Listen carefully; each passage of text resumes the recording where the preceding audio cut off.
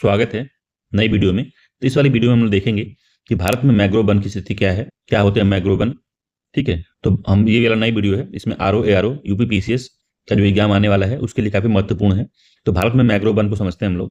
तो mangrove one पहले होते क्या है इसके बारे में थोड़ा जान लेते हैं। तो मैंग्रोव वन तटीय क्षेत्रों में पाए जाने वाले विशेष प्रकार के वन होते हैं। ये तटीय क्षेत्र में ही पाए जाते हैं, जहाँ पे महासागर और स्थल दोनों मिलते हैं, उसी के आसपास के क्षेत्र में पाए जाते हैं।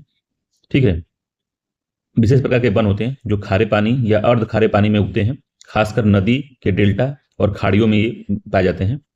ये पेड़ और झाड़ियों के रूप में ये विकसित होते हैं। पेड़ भी हो सकते हैं, झाड़ियां भी हो सकती हैं। और ये गाद, रेत, मिट्टी के मिश्रित वाली भूमि में पर उगते हैं और मैंग्रोव वन पारिस्थितिकी रूप से बहुत महत्वपूर्ण होते हैं, क्योंकि वे तटीय कटाव को रोकते हैं, जैव विविधता को संरक्षित करते हैं और विभिन्न प्रकार के जीवों को आश्रय भी प्रदान करते हैं ये लोग।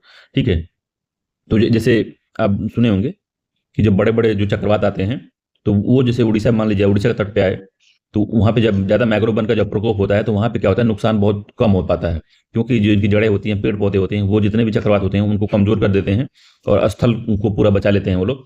तो इस तरह की भूमिका लोग निभाते हैं। तो जो मैंग्रोव होते हैं कई प्रकार की भूमिका निभाते हैं, जैसे कि जैव विविधता को संरक्षित करने में पारिस्थितिकी भूमिका निभाते हैं। जैसे मैंग्रोव वन तटीय कटाव को रोकने के लिए, तूफान और सुनामी से सुरक्षा प्रदान करने के लिए कार्बन को अवशोषित करते हैं और संग्रहित करने में महत्वपूर्ण भूमिका निभाते हैं ये लोग। ठीक है, जैसे जैव विविधता होगी, तो इसमें क्या होगा कि मैंग्रोव वन कई प्रकार के पौधे, जानवरों, विभिन्न प्रकार के मछलियों, पंछी, सरीसृप, स्तनधारी, इसमें इनको ये अपना आश्रय देते हैं। तो इस तरह से भारत में मैंग्रोव वन काफी इंपॉर्टेंट है। ठीक है, तो देख लेते हैं भारत की मैंग्रोव वन की किस किस राज्य में पाए जाते हैं। और 2023 के हिसाब से जो वन रिपोर्ट आई थी 2023, उसमें किसमें कितना ग्रोथ हुआ है, और क्रोनोलॉजी भी देख लेंगे कि सबसे अधिक किस में होता है, सबसे कम किस में, किस राज्य में है। ठीक है, मैंग्रोव वन। ठीक, तो भारत में देखते हैं अगर, तो मैंग्रोव वन हमको शुरू हो जाते हैं कहाँ से, तो पश्चिम बंगाल से। तो वेस्ट बंगाल से शुरू होता है। तो वेस्ट बंगाल में सुंदरबन जो मैंग्रोव क्षेत्र है वो आता है। उड़ीसा में अगर आते हैं तो, ठीक है, तो वेस्ट बंगाल में भी हो गया, उड़ीसा में भी हो गया। तो वेस्ट बंगाल में एक साइट है सुंदरबन की, बाकी उड़ीसा में 4 साइटों को मुख्य हैं जहाँ पाए जाते हैं। तो उसमें सुवर्ण रेखा नदी का है, धामरा है, भीतरकनिका नदी है, भीतरकनिका का क्षेत्र है, यहाँ पे 2-3 नदियां, बैतरणी और इस तरह से 2-3 नदियां मिलती हैं यहाँ पे। महानदी का क्षेत्र है, चिल्का नदी, जो चिल्का झील है उसके आसपास के क्षेत्र में भी मैंग्रोव वन काफी पाए जाते हैं। ठीक है, अब आंध्र प्रदेश का देखते हैं। तो आंध्र प्रदेश में ईस्ट गोदावरी है, कोरिंगा का क्षेत्र है, और कृष्णा नदी डेल्टा जो है इस वाले क्षेत्र में काफी जो है मैंग्रोव वन पाए जाते हैं। उसके अलावा जब तमिलनाडु में आते हैं तो यहाँ देखें पुलिकट है, कांजुवेली है, ठीक है, पीचावरम है, और मुथुपेट है, और रमनाद है। तो ये वाले क्षेत्र जो है 5 साइट, लगभग 5 साइट जो है काफी महत्वपूर्ण है यहाँ पे। तो इस वाले क्षेत्र में पूरा मैंग्रोव वन पाए जाते हैं। उसके अलावा जब केरला में आते हैं तो वेम्बनाड लेक जो है, वेम्बनाड झील है, उसके पास मिलेगा आपको। कन्नूर में भी मिलेगा, जो नॉर्थ केरला वाला क्षेत्र है कन्नूर, काफी दर्शनीय, मतलब पर्यटन के दृष्टि से काफी बहुत ही इंपॉर्टेंट क्षेत्र है, और बहुत ही सुंदर सुंदर यहाँ पे दृश्य मिलते हैं कन्नूर क्षेत्र में। ठीक है, उसके अलावा जब कर्नाटक में आते हैं तो कर्नाटक में भी पाया जाता है मैंगलोर वाले क्षेत्र में, मैंगलोर फॉरेस्ट डिवीजन, कोंडापुर में। ठीक है, ठीक है, तो मैंग्रोव फॉरेस्ट डिवीजन हो गया, कोंडापुर हो गया आपका, दक्षिण कन्नड़ क्षेत्र हो गया, हनावर हो गया। इसके अलावा जो है आपका करवार में भी है, फिर गोवा वाले क्षेत्र में भी पाया जाता है। फिर मालवन, महाराष्ट्र में आ जाएंगे तो मालवन है, देवगढ़ विजयदुर्ग है, अचरा रत्नागिरी में भी है, बेलदूर में भी है, और श्रीवर्धन में भी है। तो इस तरह से जो है अब मुंबई दी वाला क्षेत्र जो है, वासी और मानौरी क्षेत्र है, बिकरौली क्षेत्र है, तो यहाँ सब मैंग्रोव क्षेत्र हैं।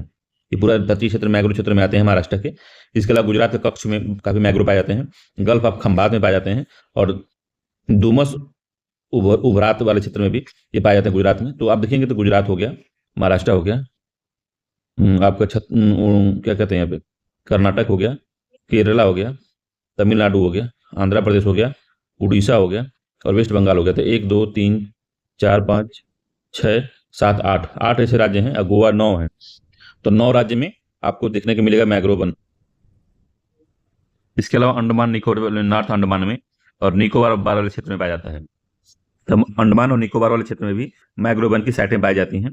ठीक है, तो कभी पूछे कौन कितने यूटी में या कितने राज्यों में पाया जाता है, तो आप देखेंगे तो वेस्ट बंगाल 1 हो गया, 2 हो गया, 3 हो गया, 4 हो गया, केरला 5 हो गया, ये 6 हो गया, ये 7 हो गया, और ये 8 हो गया। यहाँ पे गोवा जो है यहाँ पे 9 हो गया, और ये अंडमान निकोबार हो गया 10 हो गया। ठीक है, तो इन वाले क्षेत्रों में पूरा जो है हमारे मैंग्रोव वन पाए जाते हैं। इसके अलावा कुछ और डिटेल देख लेते हैं हम लोग नीचे। अगर 2023 के हिसाब से देखें हम लोग, 2023 में क्या हुआ है, तो इसमें वृद्धि हुई है कितने की, तो 7.43 वर्ग किलोमीटर की 2021 की तुलना में वृद्धि हुई है, किसमें, मैग्रो क्षेत्र में। ठीक है, और सबसे अधिक वृद्धि जो हुई है आंध्र प्रदेश में हुई है, फिर से हुई है महाराष्ट्र में। ठीक है, आंध्र प्रदेश और महाराष्ट्र में सर्वाधिक वृद्धि हुई है, बढ़ी है। यहाँ पे कमी कहाँ हुई है, तो कमी हुई है गुजरात में, गुजरात के मैग्रो क्षेत्र में। ठीक है, तो दुनिया की सबसे बड़ी साइट जो है मैग्रो की, वो जो है सुंदरबन है। ठीक है, यहाँ पे लिखा हुआ है सुंदरबन एक यूनेस्को विश्व धरोहर स्थल है। विश्व की सबसे बड़ी एकल मैग्रो पट्टी है जो है, कौन सी है, सुंदरबन है। दूसरा जो है एक भीतरकनिका जो है सेकेंड सबसे बड़ी साइट है मैग्रो वन की भारत में। ठीक है, दुनिया में भी ये दूसरी सबसे बड़ी है।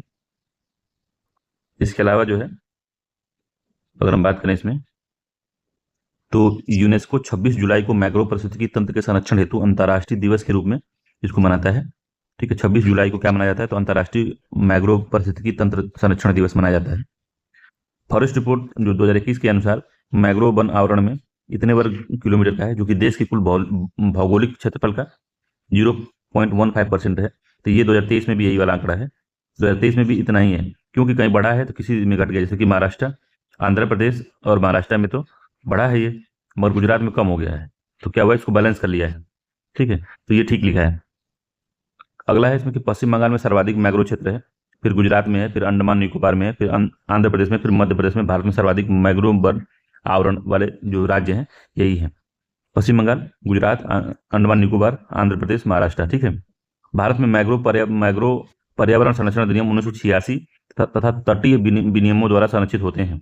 तो पर्यावरण संरक्षण अधिनियम 1986 के तहत इनका संरक्षण प्राप्त है, और तटीय जो होता है कोस्टल रेगुलेशन एक्ट के द्वारा भी इनको संरक्षण दिया जाता है। सुंदरबन एक यूनेस्को विश्व धरोहर की विश्व की सबसे बड़ी एकल मैग्रो पट्टी है। सुंदरबन विश्व का पहला मैग्रो वन है, जिसे सबसे पहले 1892 में वैज्ञानिक प्रबंधन के अधीन लाया गया था। ठीक है, तो ये और जो है कि जो ये मैग्रो वन है, इनको प्रभावित करने वाले कौन कौन से कारण है, किसके कारण कहा लॉस हो रहा है। तो एक तो कारण इसमें है कि झींगा पालन जो है 35% नुकसान पहुंचा रहा है, झींगा पालन। ठीक है, जो झींगा पालन है सर्वाधिक नुकसान पहुंचा रहा है 35%। ठीक है, इसके अलावा जो है आपका नेचुरल डिजास्टर हो गया, क्लाइमेट चेंज हो गया, डिफॉरेस्टेशन हो गया, वन का कटाव हो गया, एक्वाकल्चर हो गया, कोस्टल डेवलपमेंट हो गया, और जो पॉल्यूशन होता है, इनके कारण जो है काफी नुकसान पहुंच रहा है। विश्व में अगर हम बात करें तो विश्व में एशिया में सर्वाधिक मैग्रो क्षेत्र पाए जाते हैं, उसके बाद अफ्रीका है, उसके बाद उत्तरी अमेरिका और मध्य अमेरिका मिल के तीसरे स्थान पे है, चौथे स्थान पे दक्षिण अमेरिका है, और पांचवें स्थान पे जो है ओशिनिया है, ऑस्ट्रेलिया वाला जो क्षेत्र है वो सब इसमें आता है।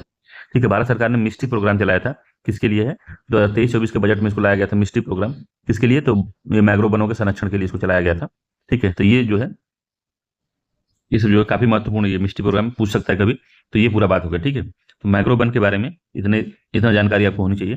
ठीक है, ठीक है, तो चलिए मिलते हैं किसी दूसरे वीडियो में, जिसमें हमने मैग्रो वनों को देखा और मैपिंग के द्वारा इसको समझा हमने। ठीक है, चलिए मिलते हैं अगले किसी वीडियो में, तब तक के लिए धन्यवाद।